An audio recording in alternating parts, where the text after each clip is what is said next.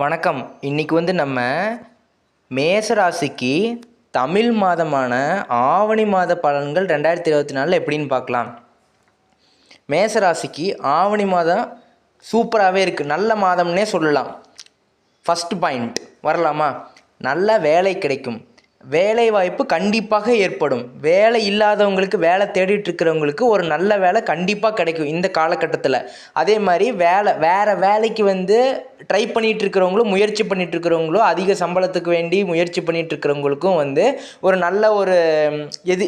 நல்ல ஒரு மாற்றம் ஏற்படும்னே சொல்லலாம். நீங்கள் ஒரு எதிர்பார்ப்பு வச்சுருப்பீங்கள, அந்த எதிர்பார்ப்பு பூர்த்தி அடையக்கூடிய காலகட்டம்னு சொல்லலாம். அதுவும் எப்போ? ஆவணி மாதத்தில் முதல் 2 வாரத்தில் தான் இந்த வீரியம் அதிகமாக இருக்கும். ஆவணி மாதத்தில் முதல் 2 வாரத்தில் வேலை இல்லாதவங்களுக்கு வேலை கிடைக்கும். அதே மாதிரி வேலையில் இருக்கிறவங்களுக்கு வேறு வேலை முயற்சி செய்கிறவங்களுக்கும் கிடைக்கும். அதே மாதிரி ப்ரொமோஷன் கிடைக்கிறதுக்கான வாய்ப்பும் அதிகமாக இருக்குது. முதல் 2 வாரத்தில் கரெக்டாக பிளான் பண்ணிக்கோங்க, அப்போ தான் அது நடக்கும். நான் ஒன்று சொல்கிறேன், எதுக்கும் சுயஜாதகத்தை எடுத்து 6, 10ஆம் இடத்துக்கான ஏதாச்சும் ஒரு அதிபதி தசா புத்தி அதில் அங்கே இருக்கிறதோட கிரகத்தோட தசா புத்தி போயிட்டுருக்கான்னு பாருங்கள். அப்படி இருந்துச்சுன்னா உங்களுக்கு உண்ணாமே ஒரு நல்ல மாற்றம் ஏற்படும் மேசராசிக்காரர்களுக்கு. அடுத்து பேங்க் லோன்லாம் நீங்கள் லோனுக்கு வேண்டி அலைஞ்சிட்டு இருப்பீங்கள்ல, லோன் கொடுத்தா இப்போ ஒரு வீடு கட்டணும், ஒரு பையனை ஃபாரின் அனுப்பணும், படிக்க வைக்கணும், இந்த மாதிரி ஏதோ ஒரு கனவு இருக்கும்ல, ஒரு கார் வாங்கணும், இந்த மாதிரி வாங்குறதுக்கு லோன் நீங்கள் கேட்டுக்கிட்டு இருப்பீங்க. லோன் சேங்ஷன் ஆகாமல் நீங்கள் கஷ்டப்பட்டுருப்பீங்கள, பர்டிகுலராக ஆவணி மாதத்தில் கண்டிப்பாக கிடைக்கும், ஷோர். ஓகேவா? முதல் 2 வாரத்தை நல்லா யூஸ் பண்ணிக்கோங்கன்னு சொல்கிறேன். லோன்லாம் ஈஸியாக சேங்ஷன் ஆயிரும் பேங்க்கில். ஸோ வீடு கட்டுறதாகட்டும், படிப்புக்கு, மேல் படிப்புக்காகட்டும், இல்லை ஏதாச்சும் ஏதோ பிஸ்னஸ் ஸ்டார்ட் பண்ணுறதுக்காகட்டும், ஏதோ ஒரு விஷயத்துக்கு வேண்டி நீங்கள் ட்ரை பண்ணிட்டு இருந்தீங்கன்னா கண்டிப்பாக கிடைக்கும்னு சொல்கிறேன். முதல் 2 வாரத்தை கரெக்டாக யூஸ் பண்ணிக்கோங்க, ரொம்ப நல்லா இருக்குது. அடுத்து தீராத நோயும் கூட தீரும். இந்த ஆவணி மாதத்தில் தீராத நோய் கூட தீரும். ஆரோக்கியம் ஒரு ஆரோக்கியமாக இருப்பீங்க. ஆரோக்கியம் படிப்படியாக சரியாகும். ஓகேவா? உடல்நிலை இந்த பிரச்சனையெல்லாம் தாண்டி ஏதோ ஒரு பிரச்சனை உங்களுக்கு இருந்துக்கிட்டே இருக்கும், அதெல்லாம் தாண்டி உங்களுக்கு நீங்கள் அதிலிருந்து அந்த பிரச்சனையிலேருந்து நீங்கள் அந்த உடம்பு ஒரு சீராக இருக்கும். ஒரு கரெக்டாக ஒரு எப்படி சொல்கிறது, அதாவது ஒரு ஸ்டெபிலிட்டியாக இருக்கும். நீங்கள் நினைக்கிறது பண்ணலாம். அதே எப்படின்னா உங்கள் சுயஜாதகத்தை எடுத்து 1ஆம் அதிபதியோ 11ஆம் அதிபதி தசாபுத்தி போயிட்டுருக்கான்னு பார்த்துக்கோங்க.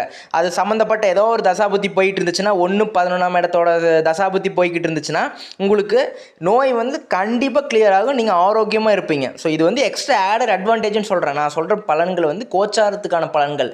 உங்கள் சுயஜாதகத்தை எடுத்து நானே இப்போ ஹிண்ட்டு கொடுக்குறேன்ல, உங்கள் சுயஜாதகத்தை எடுத்து வேலைக்கு அப்படின்னா 6, 10ஆம் அதிபதி இல்லைன்னா அங்கே அமர்ந்திருக்கிற கிரகங்களோட தசாபுத்தி போயிட்டு இருந்தால் உங்களுக்கு அமோகமாக இருக்கும். உடல்நிலைன்னு எடுத்துக்கிட்டால் 1ஆம் அதிபதி இல்லைன்னா 11ஆம் அதிபதியோட தசா புத்தியோ இல்லை அங்கே அமர்ந்திருக்கிற கிரகத்தோட அங்கே அமர்ந்து தசையோ புத்தியோ நடந்துச்சுன்னா அது உங்களுக்கு தீராத நோய் கூட தீர்க்க மாதிரி ஒரு ஹெல்த் தீர்க்க ஆயுளோட நீங்கள் சூப்பராக இருப்பீங்க. எந்த ஒரு தொந்தரவுமே இல்லாமல் எப்போ பார்த்தாலும் ஏதோ ஒரு நோய் வந்துக்கிட்டே இருக்குது, ஏதோ ஒரு காய்ச்சல் சளி ஏதோ ஒரு விஷயம், இந்த மாதிரி கால் பிரச்சனை, மூட்டு வலி, ஏதோ ஒரு பிரச்சனை வந்துக்கிட்டே இருக்கும். அது மாதிரி சுகர், இந்த மாதிரி இதெல்லாம் கண்ட்ரோலுக்கு வரும்னு சொல்கிறேன். அடுத்து வழக்குன்னா ஏதோ சிவில் கேஸாக இருக்குல்ல, இல்லை கிரிமினல் கேஸாக இருக்குல்ல, ஏதோ ஒரு கேஸு நீங்கள் அதுக்கு அந்த கேஸில் இருக்கீங்கன்னா உங்களுக்கு சாதகமாக தீர்ப்பு வருமா அப்படின்னு கேட்டிங்கன்னா கண்டிப்பாக வெற்றி உண்டு. எப்போனா முதல் 2 வாரத்தில், ஆவணி முதல் 2 வாரத்தில் கண்டிப்பாக உங்கள் சைடு வெற்றி உண்டு. அதனால் உங்களுக்கு நீங்கள் அந்த முதல் 2 வாரத்தில் தீர்ப்பு வந்துச்சுன்னா கண்டிப்பாக ஜெயிச்சிருவீங்க. அதுக்கப்புறம் கஷ்டம்தான். முதல் 2 வாரம் நான் ஏன் இவ்வளோ ஃபோர்ஸ் பண்ணுறேன் அப்படின்னா, முதல் 2 வாரம் ரொம்ப பலமாக இருக்குது. ஸோ எதை தொட்டாலும் கண்டிப்பாக வெற்றி. அதே மாதிரி வம்பு வழக்கு இந்த மாதிரி விஷயத்துக்கு 9, 10ஆம் இடத்து சம்மந்தப்பட்டு அது தசாபுத்தி நடந்துச்சுன்னா, உங்கள் சுயஜாதகத்தில் 9, 10ஆம் அதிபதி ஏதாச்சும் கனெக்ட் ஆகி தசாபுத்தி நடந்துச்சுன்னா உங்களுக்கு சூப்பராகவே இருக்குது. நீங்கள் அதில் வெற்றி கன்ஃபார்ம். அப்படி இல்லை அப்படிங்கிற பட்சத்தில் தான் உங்களுக்கு ஏதோ ஒரு சிக்கல் வரலாம், நீங்கள் வெற்றி பெறக்கான வாய்ப்பு இல்லாமல் போகலாம், அந்த மாதிரி இருக்கலாம். பட் முதல் 2 வாரத்தில் பர்ஃபெக்ட். 9ஆம் 11ஆம் சம்மந்தப்பட்ட தசாபுத்தி அதிபதியோட தசாபுத்தி ஏதாச்சும் ஒன்று நடந்துச்சுன்னா கன்ஃபார்ம் நீங்கள் தான் வழக்கில் ஜெயிப்பீங்க. கடைசி 2 வாரம் ஏன் அப்படி இந்த மாதிரி நான் ஏன் ஃபஸ்ட்டு 2 வாரத்தை மட்டும் ஸ்ட்ரெஸ் பண்ணுறேன் அப்படின்னா, கடைசி 2 வாரம் சுக்கிரனோட ஆளுமைக்குள்ளே கடைசி 2 வாரம் போயிடும், அதிகமாக இருக்கும் சுக்கிரனோட ஆளுமை. சுக்கிரன் ஓகேவா, வீனஸ். ஸோ நான் என்ன சொல்ல வரேன்னா, முதல் 2 வாரம் சூப்பர். சரி, பின்னாடி இருக்கிற 2 வாரம் சுக்கிரனோட ஆதிக்கத்தில் வரப்போ உங்களுக்கு சில நேரத்தில் சில பேருக்கு பணம் பற்றாக்குறை ஏற்படலாம். ஆனால் கண்டிப்பாக ஏற்படலாம். எப்போ அப்படின்னா கடைசி 2 வாரத்தில் கொஞ்சம் கேர்ஃபுல்லாக இருங்க. கடைசி 2 வாரத்தில் பணம் பற்றாக்குறை கண்டிப்பாக ஏற்படும். ஸோ கேர்ஃபுல்லாக இருங்க. பொருளாதாரத்தில் கொஞ்சம் நெருக்கடிகளை சந்திப்பீங்க. நீங்கள் ஜாப் பிஸ்னஸ் எது பண்ணாலும் சரி, நீங்கள் அதில் பொருளாதாரத்தில் நெருக்கடியை சந்திப்பீங்க. எப்படின்னா வரவு எட்டனா செலவு பத்தனா, இந்த மாதிரி இப்படி தான் இருக்கும். ஒரு எக்ஸாம்பிளுக்கு சொல்கிறேன். கடன் ஏற்படக்கூடிய வாய்ப்பு இருக்குது, கொஞ்சம் கேர்ஃபுல்லாக இருங்க. ஓவர் கடன் வேண்டாம்.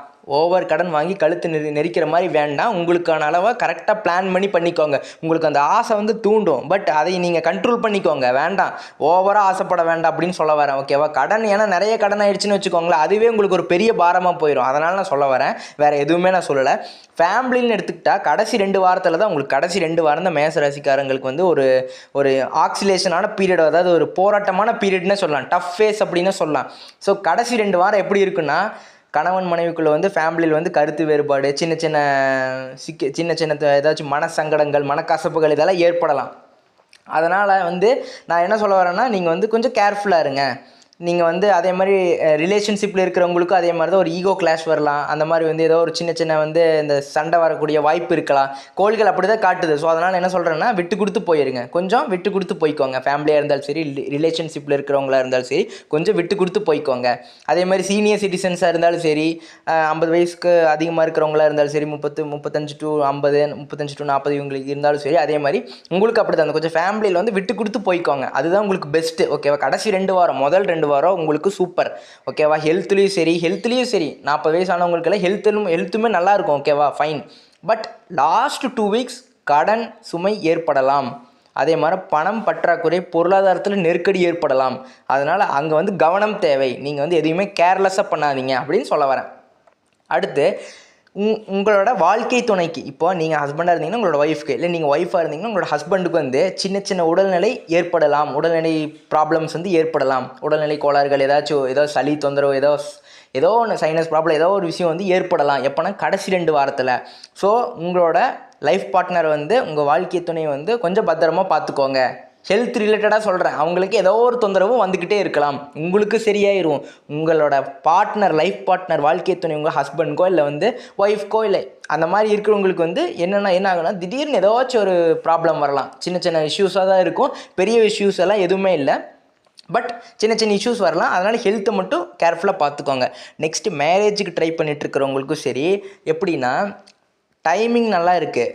நான் என்ன சொல்கிறேன்னா, டைமிங் இன்னும் ஒரு 7-8 மாதத்துல 7.5 சனி ஸ்டார்ட் ஆயிரும். நான் டைமிங் நல்லா இருக்குன்னு சொல்லிட்டேன். பட் நான் என்ன சொல்கிறேன்னா, உங்கள் சுயஜாதகத்தை எடுத்து பார்த்துக்கோங்க. சுயஜாதகத்தில் உங்களுக்கு சாதகமான புத்தி தசா புத்தி ஏதாச்சும் ஒன்று தசை இல்லைனாலும் புத்தியாச்சு போயிட்டு இருந்தாலும் பரவாயில்ல, நீங்கள் தப்பிச்சுக்கலாம். ஸோ அந்த மாதிரி இருந்துச்சுன்னா தயவுசெய்து பண்ணிக்கோங்க. நான் எந்த ஒரு வேண்டாம் அப்படின்னு சொல்கிற மாதிரிலாம் இல்லை, நல்லா இருக்குது டைமு.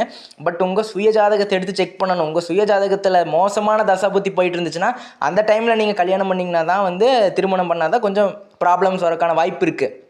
ஸோ நான் என்ன சொல்ல வரேன்னா, நீங்கள் யோசித்து ஒரு விஷயத்தை முடிவெடுங்க.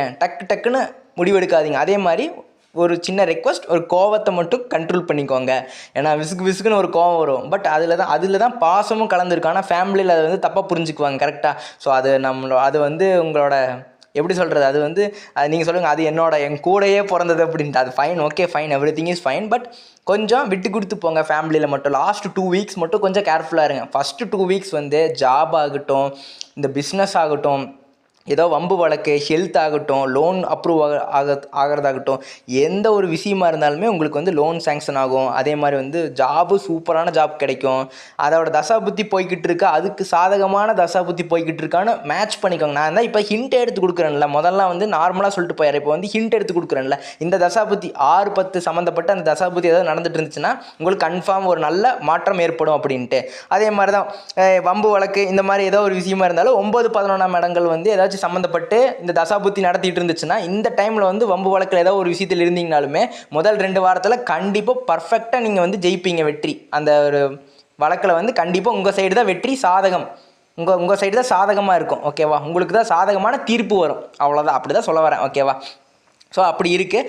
அதே மாதிரி தான் ரொம்ப கடன்லாம் வாங்காதீங்க. கடன் சுமை மட்டும் கடைசி 2 வாரத்தில் கொஞ்சம் கேர்ஃபுல்லாக இருந்துக்கோங்க. வாழ்க்கை துணையோட உடல்நிலையை மட்டும் கொஞ்சம் கேர்ஃபுல்லாக பார்த்துக்கோங்க. மற்றபடி எதுவும் இல்லை. உங்களுக்கு நீண்ட நாளாக இருந்தக்கூடிய மன சங்கடங்கள், போராட்டங்கள் இதெல்லாம் வந்து படிப்படியாக குணமாகும். பட் ஃபேமிலியில் வந்து தேவையில்லாமல் ஒரு ஒரு ஹீட்டட் கான்வர்சேஷன் க்ரியேட் பண்ண வேண்டாம். ஒரு காரசாரமான விவாதத்துக்குள்ளே போக வேண்டாம் அப்படின்னு சொல்கிறேன். கொஞ்சம் விட்டு கொடுத்து போய்கிட்டிங்கன்னா உங்களுக்கு ரொம்ப நல்லா இருக்கும் அப்படின்னு சொல்ல வரேன். அடுத்து ஏதாச்சும் ஒரு பரிகாரம் அப்படின்னா எப்படி சொல்கிறதுனா, உங்களோட சுயஜாதகத்தை பொறுத்து எல்லாமே வேறுபடும். பட் ஒரு ஜென்ரலான பரிகாரம் அப்படின்னா, வீட்டுக்கு பக்கத்தில் இருக்கிற சாந்தமான பெண் தெய்வத்தை வழிபடுங்க. மற்றபடி வந்து எந்த ஒரு தீமையுமே வராது இவங்களை கும்பிட்டிங்கன்னா. வீட்டு பக்கத்தில் இருக்கிற ஒரு சாந்தமான பெண் தெய்வத்தை வழிபடுங்க. அது வந்து உங்களுக்கு ஒரு ஏற்றத்தை கொடுக்கும் இந்த ஆவணி மாதம் முழுசாவே. ஓகேவா? ஸோ அதனால் வீட்டு பக்கத்தில் இருக்கிறத பார்த்து நீங்கள் சாந்தமான பெண் தெய்வத்தை வழிபாடு செய்யுங்க டெய்லியுமே. அது நல்லது, உங்களுக்கு ஒரு நல்ல மாற்றத்தை கொடுக்கும், உங்களுக்கு ஒரு நல்ல ஒரு சப்போர்ட்டை கொடுக்கும். ஸோ அதனால் சொல்ல வரேன். But nothing to worry. மேசராசிக்கு ஆவணி மாதம் சூப்பராக இருக்குது. கடைசி 2 வாரத்தில் சில விஷயத்தில் வந்து கொஞ்சம் பின்னடைவு இருக்கலாம். அதை வந்து நீங்கள் ஈஸியாக, நான் தான் சொல்லிட்டேன்ல இப்போவே என்னென்னு எப்படின்னு சொல்லிட்டேன். அதை வந்து நீங்கள் அப்படியே ஓவர் கம் பண்ணிக்கோங்க. அது உங்கள் கையில் தான் இருக்குது. மற்றபடி எவ்ரிதிங் இஸ் ஃபைன். நன்றி, வணக்கம். ஒன் ஸ்மால் ரெக்வஸ்ட், நம்மளோட வீடியோஸ் வந்து பார்க்குறீங்க, அதே மாதிரி நம்ம சேனலை வந்து உங்களோட ஃபேமிலி, ஃப்ரெண்ட்ஸ் நிறைய பேர்த்துக்கு வந்து சப்போர்ட் பண்ண சொல்லுங்கள். நீங்களும் வந்து அவங்களுக்கு வந்து ஷேர் பண்ணி விடுங்க, அவங்களும் வந்து சப்போர்ட் பண்ண சொல்லுங்கள். ஏன்னா நம்ம எடுக்கிற எஃபோர்ட் வந்து வீண் போகக்கூடாது அல்லவா? அதனால் வந்து நீங்கள் கமெண்ட்டில் என்ன மாதிரியான கேள்வியாக இருந்தாலும் நானும் என்னோட டீமும் வந்து ரெடியாக இருக்கோம் எல்லாத்தையுமே வந்து ஆன்சர் பண்ணுறதுக்கு. ஓகேவா? நீங்கள் எந்த ஒரு விஷயமா இருந்தாலும் நீங்கள் வந்து கமெண்ட்டில் கேட்கலாம், தப்பில்லை. நான் பேட் கமெண்ட்ஸும் படிக்கிறதுக்கு ரெடியாக இருக்கேன், நானும் எங்கள் டீமும். ஸோ அதனால் எந்த பிரச்சனையும் இல்லை. நீங்கள் எந்த ஒரு ரெக்வஸ்ட்டாக இருந்தாலும் நம்ம சேனலில் கமெண்ட்ஸில் நீங்கள் போடுங்க. ஏதோ ஒரு வீடியோ கமெண்ட்ஸில் போடுங்க, நாங்கள் வந்து பார்த்து கொஞ்சம் லேட் ஆனாலும் ரெஸ்பாண்ட் பண்ணுவோம். அதே மாதிரி உங்களுக்கு என்ன மாதிரியான பலன்கள் வேணும்னு போட்டிங்கனாலும் அதுக்கு ஏன்னா நானும் எங்களோட டீமும் ஒரு ஃப்ளோவில் போயிட்டுருப்போம். பட் நீங்கள் வந்து எனக்கு இந்த மாதிரியான பலன்கள் வேணும் அப்படின்னு இப்போ நான் வந்து தமிழ் மாத பலன்கள் எடுத்திருக்கேன். ஸோ ஓகேவா? அதே மாதிரி அடுத்து என்ன போடணும் அப்படிங்கிறத நீங்கள் சொன்னீங்கன்னா உங்களுக்கு தேவையானதை நான் போடுவேன்ல. ஸோ அதனால் அப்படி சொல்ல வரேன். நீங்கள் என்ன பலன்கள் வேணும் அப்படிங்கிறத கமெண்ட் பாக்ஸில் போடுங்க. அதே மாதிரி உங்களுக்கு என்னென்ன மாற்றங்கள் நடந்துச்சு இதெல்லாமே போடுங்க. அப்போ தான் பார்க்காதவங்களை வந்து அவங்க சில பேர் நம்பாமே இருப்பாங்க, அவங்கெல்லாம் வந்து பார்த்து தெரிஞ்சுக்கிட்டோம். மற்றபடி எதுவும் இல்லை. நன்றி, வணக்கம்.